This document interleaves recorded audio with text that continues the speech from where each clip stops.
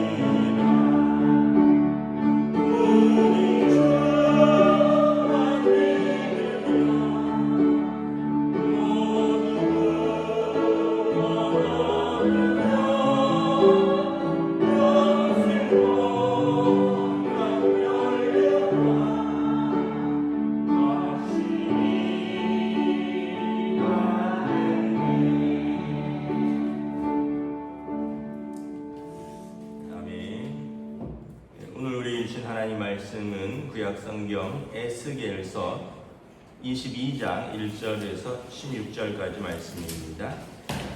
에스겔서 22장 1절에서 16절까지 말씀입니다. 다 찾으신 줄 알고 저와 여러분들이 한 절씩 교도하겠습니다. 또 여호와의 말씀이 내게 임하여 이르시되 이제 내가 심판하려느냐 이 피 흘린 성읍을 심판하려느냐 그리하여거든 자기의 모든 가증한 일을 그들이 알게 하라.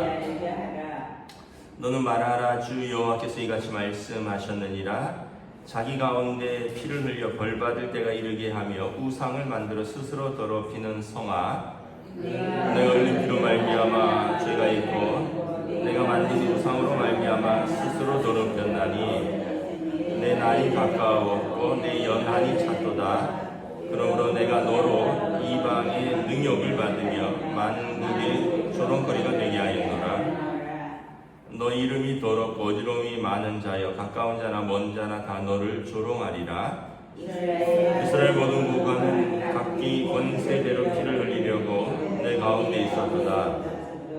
그들이 내 가운데서 부모를 업신 여겼으며 내 가운데에서 나그네를 학대하였으며 내 가운데에서 고아와 과부를 해하였도다. 너는 나의 성물들을 업신 여겼으며 나의 안식일을 더럽혔으며 내 가운데 피를 흘리려고 이간을 붙이는 자도 있었으며 내 가운데 산 위의 재물을 먹는 자도 있었으며 내 가운데 음행하는 자도 있었으며 내 가운데 자기 아버지의 학체를 드러내는 자도 있었으며 내 가운데 월경하는 부정한 여인과 관계하는 자도 있었으며 어떤 사람은 그 이웃의 아내와 가증한 일을 행하였으며 어떤 사람은 그의 며느리를 더럽혀 음행하였으며 내 가운데 어떤 사람은 그 자매 곧 아버지의 딸과 관계하였으며 내 가운데 피를 흘리려고 뇌물을 받는 자도 있었으며 내가 번 돈과 이자를 받았으며 이익을 탐하여 이웃을 속여 빼앗았으며 나를 잊어버렸도다.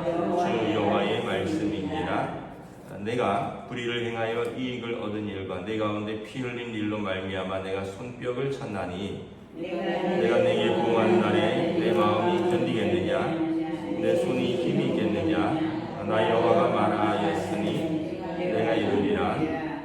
내가 너를 문나라 가운데 흩으며 각 나라를 해치고 너의 더러운 것을 내 가운데 멸하리라. 내가 자신 때문에 나라들의 목전에서 수치를 당하리니 내가 여호와의 일을 알리라 하셨다 하나.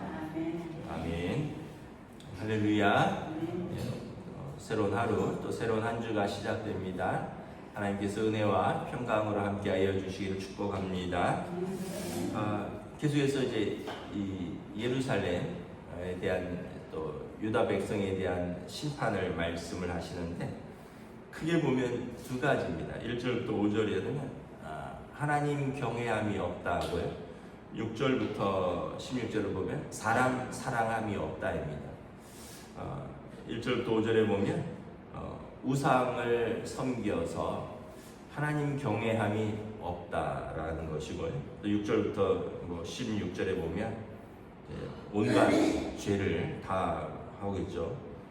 부모를 업신 여기고 나그네를 학대하고 고아와 과부를 해치고 하나님의 성물을 업신 여기고 안식일을 더럽히고 이러면서 이제 막 가족 간의 어떤 그런 불결한 관계들도 있고 이웃 간에 어떤 돈을 뺏기도 하고 속이기도 하고 부당한 이자를 받기도 하고 이런 내용들이 쭉 나와 있습니다.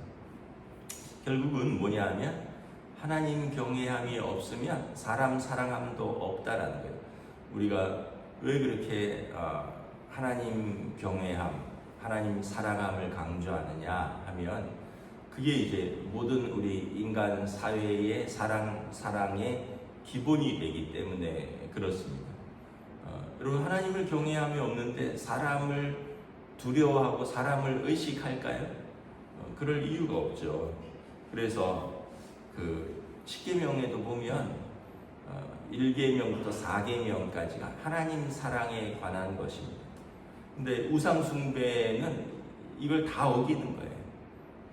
1계명부터 어기는 사람이 나머지 5계명부터 그 귀하게 여기겠습니까? 5계명이 뭐예요?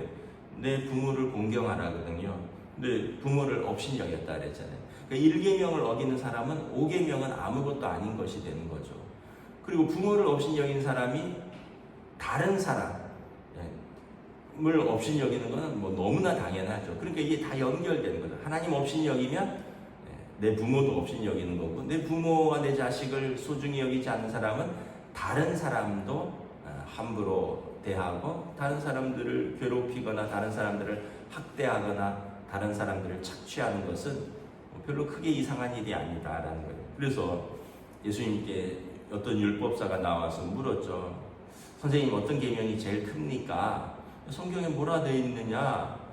신명기 6장에 쉐마 이스라엘, 들으라 이스라엘아, 하나님은 오직 한 분이시니 마음과 힘과 뜻과 정성을 다하여 우리 하나님을 사랑하라 하였습니다.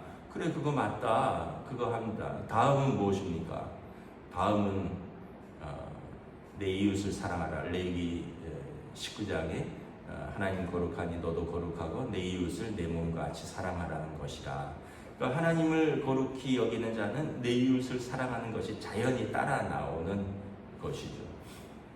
그래서 지금은 뭐 여러 가지 법이 이렇게 정비되어 있어서 우리가 뭐 신앙인과 관계없이도 그 법대로만 살면 특별히 뭐 착하게는 안 살아도 다른 사람들에게 폐를 끼칠 일은 없죠. 뭐 요즘은 뭐 누구를 학대한다 이러면 바로 신고하면 그 사람은 처벌을 받습니다. 근데 지금 이 말씀이 주어졌을 때는 이게 주전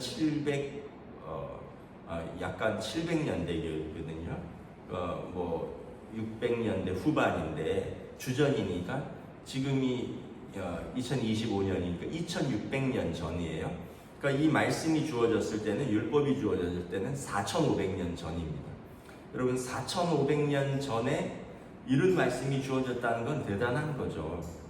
4500년 전에 내 부모를 공경해라, 살인하지 말아라, 간음하지 말아라, 도적질하지 말아라, 거짓말하지 말아라, 탐내지 말아라, 이웃의 것을 탐내지 말아라, 이런 어떤 그 도적질하지 말아라, 이런 율법이 이미 4500년 전에 주어졌다는 거예요. 근데 우리가 이 지금의 잣대로 생각하면 너무나 당연한 법들 아니겠느냐 이렇게 생각을 하겠지만, 여러분 한 30년 전만 해도, 아니면은 30년 전에 제가 군 생활할 때인데 때렸거든요. 상관이 부하를 때리고 병장이 이병을 때리고 그랬어요. 저도 그 벽제에 신임 소대장으로 가서 하사 중사들하고 싸웠어요. 그러니까 이게 뭐냐면 그때만 돼도 힘의 논리가 지배하는 사회였다는 거예요. 그럼 뭐 교실에서는 어떻겠어요? 학생 때는 선생님은 애들을 팼고요, 힘 있는 애들은 힘 약한 애들을 패고 신발 빼고, 그때 저 지금도 기억이 나요. 뭐 나이키, 뭐 그런 뭐 아디다스, 아식스 이런 신발이 한 2만 원 정도 했던 그런 테니스와 같은 가죽 신발이 막 유행이 되었고, 우리 같은 서민은 월드컵, 뭐 슈퍼 까미츠 뭐 이런 거 신고 다니는데 우리는 안 뺏어요. 우리 신발은 쟤들도 다 있거든요. 근데 이제 골목에 보면 이 고학년들, 막 좀 노는 형들, 학교 마치고 골목길에 딱 있다가, 야 너 일로 와, 신발 몇 밀이야, 벗어봐. 지한테 발에도 안 맞는데 애들 신발 빼고, 야 너 내 신발 신고 가. 걸레 같은 신발 주고 그지 같은 신발 주고, 지는 남의 거 뺏은 새 신발 신고. 지금 같으면 어떻게, 경찰이 당장 출동해서 그거는 특수 뭐 폭행, 특수 강도, 뭐 왜냐하면 한 명이 뺏은 게 아니라 여러 명이 하는 거예요. 지금 같으면 엄두도 못할 일들이 그때는 학교에서 일어나고 골목길에서 일어나고 군대에서 일어나고, 이게 30-40년 전의 일이라니까요. 뭐 제가 그랬으니까 저보다 연배 많으신 우리 어른들은 더 정확하게 봤을 거예요.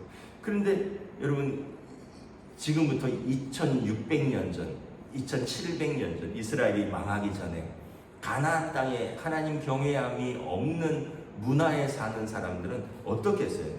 이 사람들은 그러니까 이제 뭐라 그럴까, 남의 것을 힘있고 빼앗고, 또 뭐 남의 여인을 갈취하고, 뭐 이런 뭐 어떤 드라마를 보니까 조선시대도 채홍사가 있었더구만요. 채홍사가 뭐냐면 왕에게 바칠 어떤 상궁이나 기녀들 민간에 다니면서 반반한 여자들 찾아다니는 채홍사가 있었더라고요. 조선시대에도.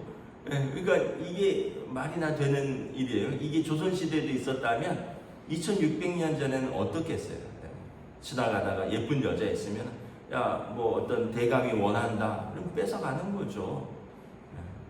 그러니까 이런 일들이 하나님의 법이 없는 문화에서는 일상적이었다는 거예요. 그 이스라엘은 그래도 하나님의 법이 있어서, 하나님 그거 하지 말라 그랬다, 하나님이 그렇게 하시면 벌 주신다 그랬다. 이거 하나님이 싫어하는 거다 해서 안 했는데 가나안 땅의 문화에 접해 살면서 그들의 신들에게 절하고 뭐 푸른 산과 높은 산당에 다 이렇게 뭐 그 산당을 차리고 절하고 거기다가 심지어 자기 자식까지 불에 던지는 그런 문화에서 살다 보니까 여러분 자기 자식을 복 받으려고 불에 던지는 사람들이 복 받으려고 남의 거 빼앗는 거야 우습죠.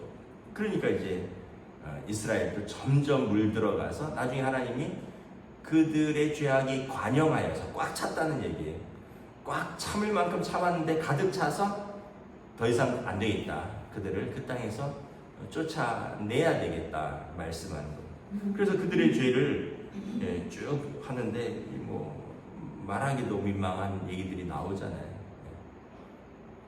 형제가 자매를 취하고 아들이 어머니를, 아버지가 딸을, 며느리를, 뭐 이런 별 얘기들이 다 나오잖아요. 여기 보면. 그러니까 이게 어떻게 하나님의 백성이 해야 될 일이냐, 하나님의 백성의 생활이냐라는 거죠. 그 옛날에 그 영국 사람들이 자기들은 신사의 나라라고 그러잖아요. 그러면서 주변 나라들을 뭐라 불렀냐면 뭐 노르웨이나 뭐 이런 그 해양 그 배 타고 노략질하는 사람들 있잖아요. 그 당시에 바바리안이라고 그랬습니다. 바바리안, 야만인이라는 뜻이에요. 우리가 옛날에 우리가 조선시대 때 우리는 양반이고 주변 나라들을 오랑캐라고 불렀듯이 영국 사람들이 주변 나라들을 바바리안이라고 불렀어요. 야만인들. 왜냐하면 자기들은 신사의 나라인데 보니까 이거 뭐 노략질이 일상이고 뭐 배 타고 다니니까 그 해적들이 생활을 보니까 이게 뭐 엉망이거든요. 그러니까 야만인들이 쳐들어온다 막 이랬거든요. 그러니까 이게 불과 200년, 300년 전에도 벌써 문화인과 야만인이 구별되어 있었어요.